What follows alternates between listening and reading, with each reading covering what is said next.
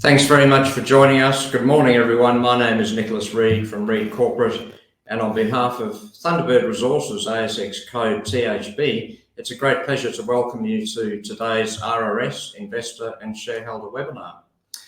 Well, with a market capitalisation of just $4 million, Thunderbird represents an exceptionally leveraged opportunity to gain exposure to what is, without question, one of the hottest exploration districts in Australia right now, the New England origin in northern New South Wales.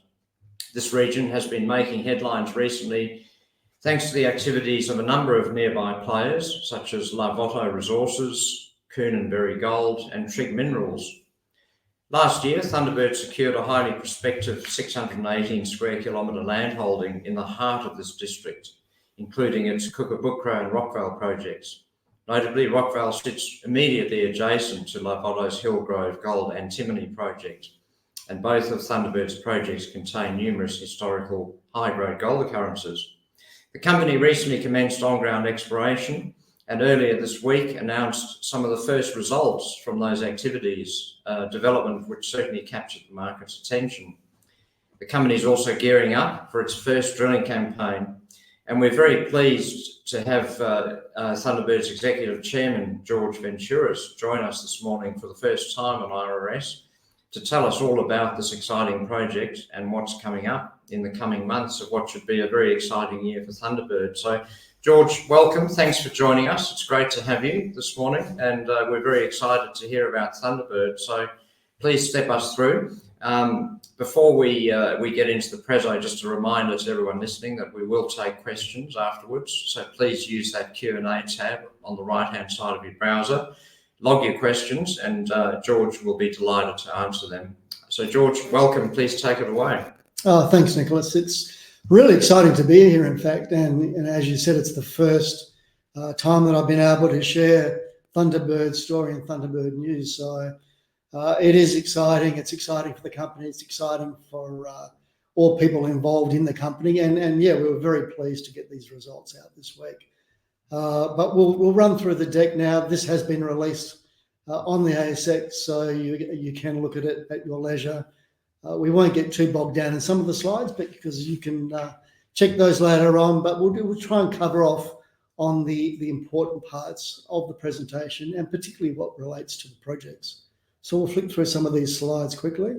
Using that first slide, in fact, it gives you a bit of an overview of what some of the terrain looks like at our projects in New South Wales. So, it's a combination of some grazing land. There's some fairly dense bushland as well. So it can be challenging in parts, but we're certainly excited to get on the ground. The usual disclaimer and statements, so I'll let you look at those at your leisure. Just a bit of an overview of the company, give you an idea about where we're sitting. We've got around about 370 million shares on issue. We've got about a market cap just over 4 mil, as Nicholas alluded to earlier. So really, it's compelling value at this point. Just over $1.2 million worth of cash and shares. Those shares are held by in Firetail Resources, with whom we have a joint venture, and we'll talk about that a bit later. But what's interesting for the company is we've got a fairly tight shareholder register. And really, I've been analysing this since I commenced with the company earlier this year in January. And that top 20 shareholding really hasn't moved much. So it just shows us that our shareholders and investors are supporting us. They're in for the long haul, and they're really focused on helping us achieve some results out of our projects that we acquired just recently. So some names there that some people might remember and it might be familiar with, but they're supporters and we're very happy to have them on our register. We've got what we believe is a really great board to drive this company forward. Myself as Executive Chairman, I've had a number of years experience in the corporate world in ASX companies, both on operations and also administratively and corporately. Robin Wilson, our Technical Director and Exploration Manager, a wealth of experience in uranium, gold, rare earths, and that covers off all the commodities in our projects, which is fantastic. Gary Billingsley, who's based in Canada, a wealth of experience in uranium and around the Athabasca Basin, where we have our uranium projects, and also Joe Graziano, company secretary. And it's important to point out we do employ and use the services of some fantastic consultants. So Darouge Consulting, based in North America, helping us immensely with our Canadian projects. And then we've also got Terra Consulting, Terra Resources, I should say, based in Australia, and they're helping us across the board. Great geophysics team, and helping us immensely on our New South Wales projects. And that's the focus of today's presentation, the New South Wales portfolio. As Nicholas mentioned before, we've got a fantastic position, over 600 square k's of tenure. It's 100% owned. We've got some fantastic neighbours, Ventouras Resources, Coonamberry Gold, Trig, Critical, Lloyd Resources. So we're in a fantastic neighbourhood. And, we're looking for some fantastic commodities as well. Gold, antimony, they are red hot at the moment. So we're really excited to be looking for those commodities in that location. And to have a neighbour like Ventouras Resources with the project that they've got at Hillgrove, one of the top 10 global projects for antimony. They'll be producing next year, according to their reports. They've got 1 million ounces of gold. So it's a fantastic project to have on our doorstep. And really to have a processing plant like that on our neighbour's property, it provides a pathway for not just us, but other companies.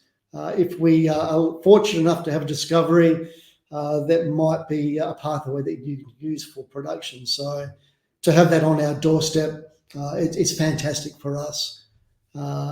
And as I say, to be looking for gold and antimony in that location, with the prices and the market sentiment the way they are, it's very exciting for us. Antimony, I think we all know what's been going on with the market for antimony. It's a critical metal. It has a lot of very important uses, flame retardant materials, munitions. It's used as a hardening agent for projectiles. And really what is a critical one is solar panels. It's an additive. It helps increase the efficiency of solar panels. So across the board on the industrial scale, it really is an important mineral. And as you can see from that price chart there, that when China exerted their controls over the exports of antimony last year, prices went nuts. So there is a demand for it.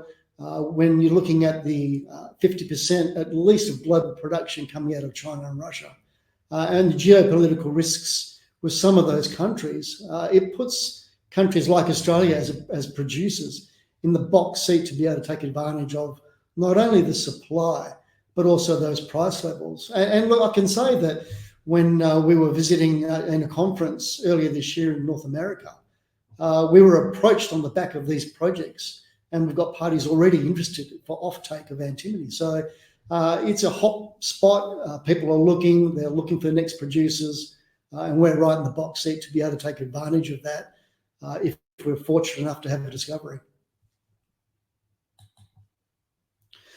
So we'll just hone in a little bit on some of the projects that we've got in New South Wales. We've got two main projects, the Rockvale project, which is to the south, which is the one that's close to Ventouras Hillgrove and also the town of Armidale.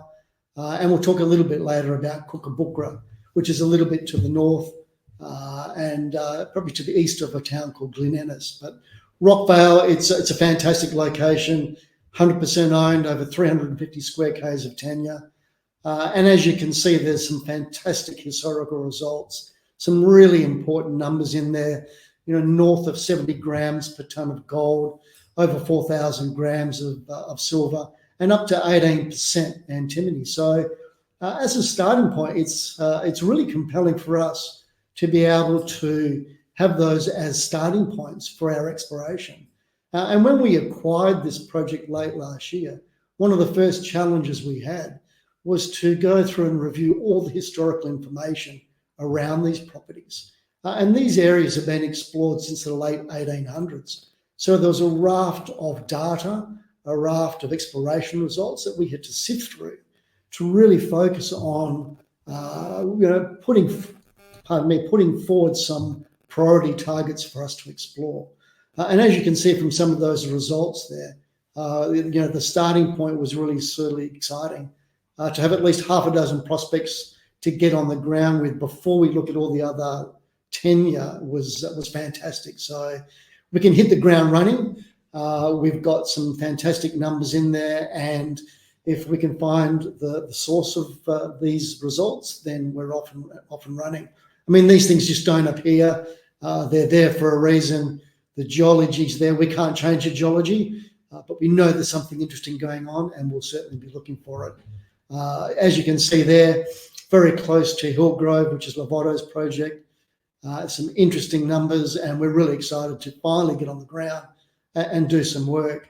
And people who know a little bit about exploration in New South Wales know that land access can be an issue. So it is a process for us to negotiate with landowners to better get on ground, do the work we need to do, and explore the ground we want to get on hold of. But we're finding that the more people we're talking to, the more access we're getting. So we're building momentum in getting really access to the critical areas that we need to and that we'd like to explore in. So it's really fantastic for us. So what we'll do now, we'll just drill into a couple of slides on a couple of these prospects, which are looking more compelling because we've been able to get access to some of these, get on ground and start looking at some of the geology and the results. So the first one we'll look at is Acle. It's a really exciting prospect for us. It looks like it's a long strike from Lovato's Hillgrove project. And we believe that the mineralisation at Hillgrove is largely driven by those two major faults that you can see on that map, the Hillgrove fault and the Chandler fault. And that's what drives a lot of the structures. And off those two faults, we see that there could be the potential of cross-cutting faults. And those are the faults that drive the fluid pathways where these minerals are hiding. So if you look at Lovato's announcements, you can see that they're indicating there's a lot of cross-cutting faults there, and we believe we have that at Acle. There were a lot of historical numbers coming out of Acle, as you can see, 4.65% antimony, over a couple of 100 grams of silver. And what was really important for us was to be able to get on ground, look at these rocks, and try and replicate what was found historically, to confirm those numbers and give us that real leverage and that starting point for this exploration program.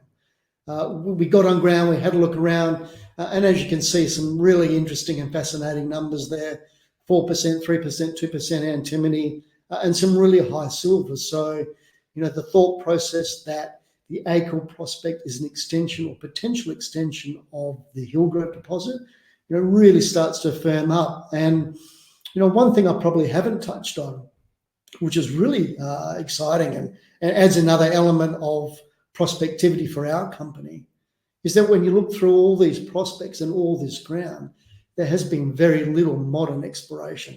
And that's really quite compelling. There's been a little bit of drilling to the west of our tenement package, but other than that, no modern exploration. There's been no attempt to really try and uncover where this mineralisation is coming from. And it provides us with opportunity. And that's opportunity that we want to take advantage of. And when you see some of these results coming out of the ground, out of these sample programs, it really starts to get us feeling confident. It starts to get us feeling excited for that pathway. And we're looking forward to getting on ground for each step of our exploration program to be able to find the source of this mineralisation. It's got to be there somewhere. We just need to find it and find out how much there is. So Acle is a very exciting prospect for us. Moving on to Tate's Gully. Tate's Gully is located to the west of our tenement package. There was a little bit of drilling done in the 80s by Freeport, not very extensive, not very deep.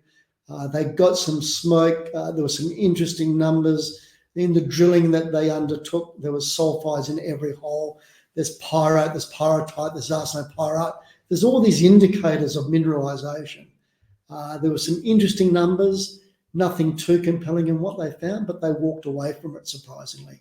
And when we saw the numbers historically of some of these rock chips that they were getting out, north of 70 grams of gold, 4% antimony, and over 4,000 grams of silver, it makes it a very exciting proposition for us to be able to go into an area like that, again, which has really been largely underexplored, strike length seemingly over 800 metres, and taking advantage of this opportunity. So it was great to be able to get on ground. We've got access to this area, there's historical numbers, and it was great to be able to pull some numbers out the ground of some gold. So just over a gram of some samples there in gold, over 100 grams of silver. So definitely something interesting going on.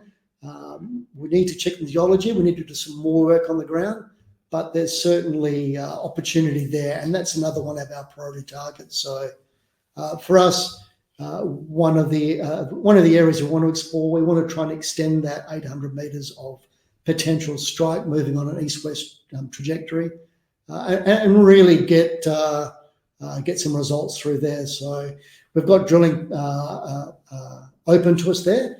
We just need to get some permits in and take advantage of that. So a very exciting area for us to be able to explore in. Moving on one more, this is the last that we'll go through on the Rockvale project, which is the Silver Spur and the Union Jack prospects. This is sort of towards the middle of the tenement package. And as you can see there, there's some consistently high grades in gold, antimony and silver. And this is a theme all through the Rockvale project. We're seeing both in historical and in these recent results, some high numbers across the board on gold, antimony and silver. And given these are really hot commodities at the moment, it makes it very exciting, very compelling for us to have these results on the ground. We haven't been on the ground yet at Silver Spur, Union Jack. We're just in the process now of finalising access. We expect to have those signed off in the very short term. We're meeting these guys on ground at the moment. But getting into this ground, all these historical workings, all these high numbers, there's shafts, there's pits. And the interesting thing about working in this area and going through the review of the historical data, once we get on ground, we're seeing more shafts, we're seeing more historical workings than was previously mapped. And, you know, all the old timers who are going through these areas and exploring for and looking for these minerals, and some of these things have been uncovered over 100 years ago. So it's really exciting for us because, you know, they're able to sniff out these results with no modern technology.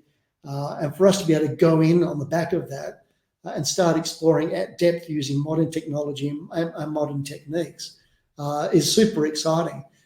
You know, as I said before, this stuff comes from somewhere. It doesn't just appear. So looking at the geology behind it, looking at the structures, you know, seeing where the contacts are with the granites, all these sort of elements come into play when looking for these systems. And having these historical results just throws up these blinking lights of opportunity for us. And we're seeing this all through the Rockvale project. And that's what makes it really quite exciting for us to be able to take advantage of. As I say, across Rockvale, other than half a dozen or so holes at Tate Scully, very limited modern exploration, very limited drilling. So it's an exciting prospect for us and an exciting pathway. So that will leave the Rockvale project there, and we'll move on to the Kookabookra project. And this one is, you know, after we've been on ground, after we looked at the historical numbers, the historical workings, and all the data that we've reviewed, this is becoming really an exciting project and one that we're getting super passionate about. Since joining the company, we picked up this tenement just to the west of the original Kookabookra project, and that added over 100 square k's of tenure to our portfolio. And what that does give us is some potential strike extension of some previous work that was done. And we'll have a look at that in a couple of slides. But historically, there's a lot of workings in this project. There's some really high numbers, over 40 grams of gold in a number of locations. We're seeing other gold. And we got on ground just recently with our first program, and there was even visible gold. So we know that there's something going on in the system. You know, again, here's another prospect in the middle of a hotspot of exploration that's really had no modern exploration done on it. Very limited drilling, no drilling to the east, and that's what makes it an exciting prospect for us. There's been a little bit of historical production at over 20 and 30 grams of gold per tonne, so some high numbers and some interesting structures going on at the Kookabookra project. We believe in looking at the initial data, the initial information, that it could be and has the potential to be, in some areas of this project, an intrusive related gold system. An example of that is the Timbara deposit, about 100 km to the north, holds about 400,000 ounces. And intrusive related gold systems, whilst they are a bit tricky, they can and they do have the potential to hold multi-million gold ounces. And one only has to look at De Grey's Hemi deposit in the Pilbara of Western Australia to see the potential for those sorts of systems. And, you know, not for 1 minute we're saying that we've got a Hemi or a Timbara, but looking at the geology and looking at the potential, what we're saying is that we've got the right rocks and the right potential to hold these sorts of deposits. So it really is an exciting area for us.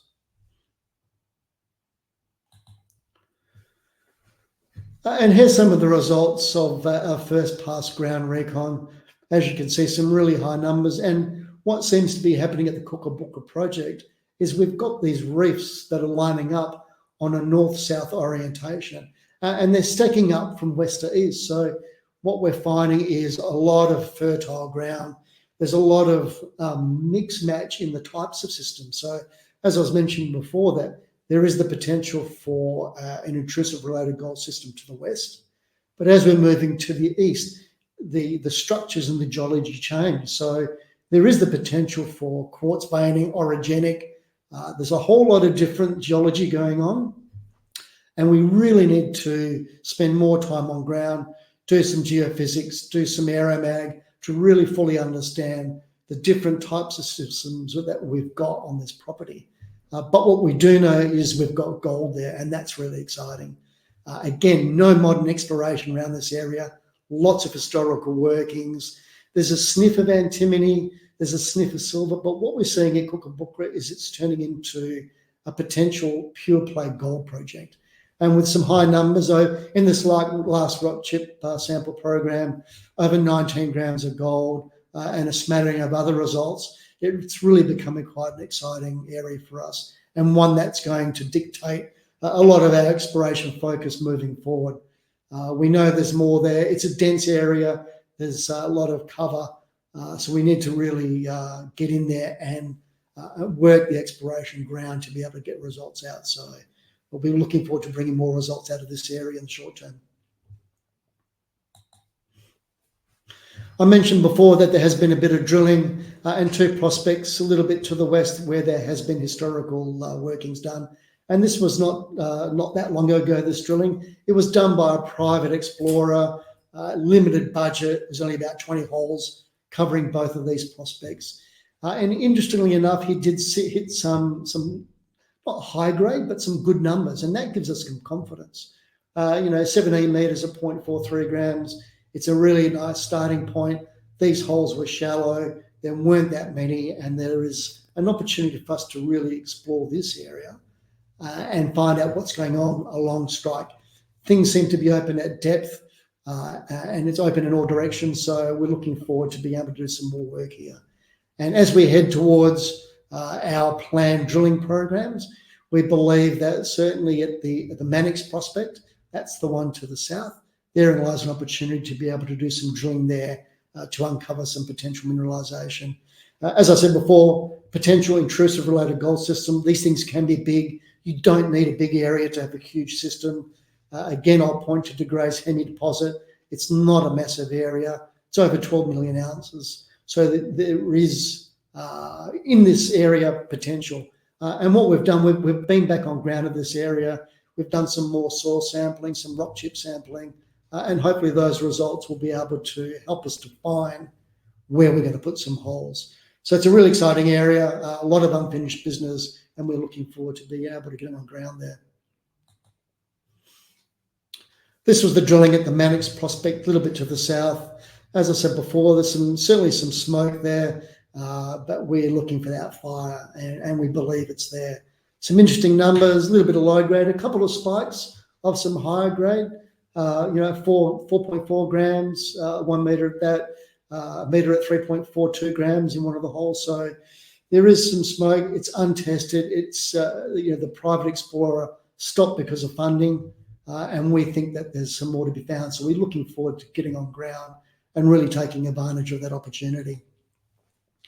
And this just gives you an idea about where the drill holes went. As you can see from the Mannix cross-section on the left-hand side of the screen, shallow drilling. There was only one hole that hit a bit of depth at around 170 metres, but the other holes shallow.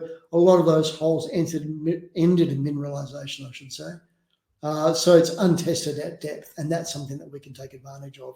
And again, at Mount Secret, some sniffs, but really unfinished business. So therein lies an opportunity for us. And I will go back to say that, again, at the Kookabookra project, particularly to the east of our project, very, very underexplored, no drilling, no modern day exploration. So we're really excited about the prospectivity of that area. So what's been going on and what are we going to be doing? So since we acquired the project, there's been a lot of data review, as I suggested, looking at all the information, getting all the historical workings and trying to map all that to get a big picture idea about what's going on. Since we've been able to get on ground, we're mapping, we're sampling, we're trying to define drill targets. We've already defined some, which will and could form the basis of our first drill program. We'll be looking at doing some geophysics. We'll be looking at doing some aeromag potentially, and trying to just firm up some of those drill targets, maybe some IP surveys in there to really define what's going on and get a suite of drill targets that we can methodically approach and target.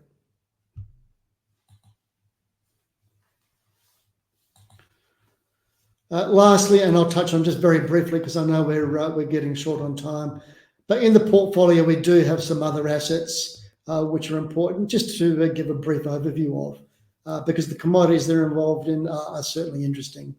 So we are involved in a joint venture with Thunderbird Resources, another company on the ASX. Their code's FTL. We've got 30% of this project in Peru. It's something we held 100%, but Thunderbird come in to help us explore. BHP Explore love it enough to put them on their program, so it's really exciting. We've got 30% of this project. We've got some Firetail shares, as I suggested earlier. Some really interesting numbers there. So it's potential for a large porphyry system, and some of the samples and some of the channeling and some of the work that's been done up until this point could point to a large system. So it's a really exciting project for us to be involved with and to continue our association with. As you can see from some of those numbers in that channel sample there, 32 metres at 0.6% copper, 24 metres at percent. So it's some really interesting, compelling numbers. And just lastly, we've got our portfolio of uranium projects still.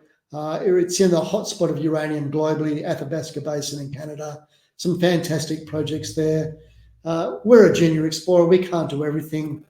So what we're looking at now is we're entering, and we have been discussing with other companies opportunities for divestment or joint ventures on some of these projects. We're down the pathway on some of these, so we hopefully will be able to bring news to market in the short term. And what we want to see is money spent on ground on these projects. It's expensive to operate in Canada.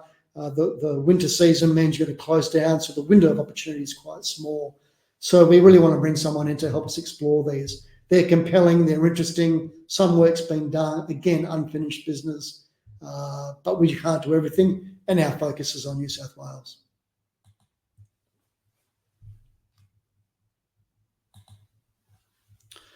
So why Thunderbird? There's a lot of companies on the stock exchange exploring for a variety of commodities around the world, but we think we've got something special. We've got some fantastic projects in the right neighbourhood, in the right jurisdiction. We've got fantastic neighbours in companies like Lovato, Coonabarabran. We've got resources around us. And we're looking for fantastic and in-demand commodities, gold, antimony, silver. You just can't get any better than that. We've got a great team. We're looking at driving some value. We've got the technology and the technique and the brains trust behind us to be able to do that. And we're looking at building a footprint in New South Wales and using it as a basis for exploration and trying to build on that. We can't change the geology of what we've got on the ground, but if it's there, we'll certainly find it. And we've got no doubt that we've got something very, very exciting and very compelling. And with a market cap of just over $4 million, it's an opportunity for sure. So we're looking forward to being able to fulfil our objectives and deliver value for all our shareholders. So I really appreciate the time. Thank you so much for being here and for listening to the story. This deck is on the platform on our website. We've got some time, I think, for some questions. I'm always happy to talk to anybody offline. So, Nicholas, I'll hand it back to you and see what we've got. Fantastic. Thanks, George. That was a great run through. We do have some questions that have come through, and just a reminder to everyone to take full advantage of having George here. So if you do have anything you'd like to ask, just use that Q&A tab. George, firstly, you touched on land access in your presentation, and the first question that we have here is from a gentleman who asks, could you please expand a bit more on those issues in New South Wales and how those matters can impact your exploration efforts? Yeah, it's a really interesting one. For those that haven't explored or done work in New South Wales before, it's a different game. In Western Australia, where we're based, you deal with heritage issues and Aboriginal groups, and one group might control tens of thousands of square k's.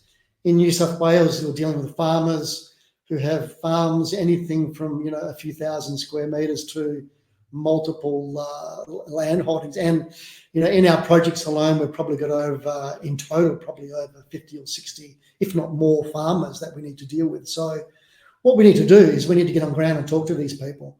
It's their livelihood, it's their farm, it's grazing land. Some of these properties have been in their families for generations. So we can't go in there haphazardly and just take over. We do have rights to the materials and the minerals in the ground below a certain depth, but we want to respect the rights of the farmers as well. So it's a relationship building exercise. Some farmers and some landowners are very pro exploration, and they're very easy to deal with, and we sign agreements with them straight away. Others are a little bit apprehensive because they just don't understand the process. So what we really need to do is explain what we intend to do, what we'd like to do, and it's not going and digging big holes in their property. It's about just doing very innovative work, taking some samples and trying to work with the farmers. So really it's about explaining the process, getting these people on side, signing agreements and keeping them informed every step of the way. It's a challenge when you're dealing with so many personalities and so many properties, but it's one that we have to navigate. And I think that's probably what scared people away, because there's so many cans of worms that can potentially be opened, and you're dealing with so many people that you need to get everything lined up before you hit the ground.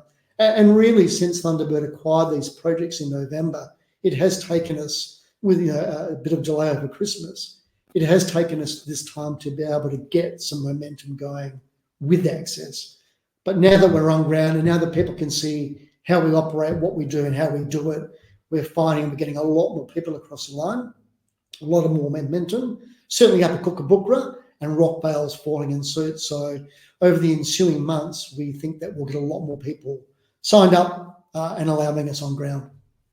So George, is it accurate to say that the areas where you've announced the sampling results earlier this week, will they be the areas that you can drill first, or is that too much of a simplification? Is there more a further process to go through to get drill access?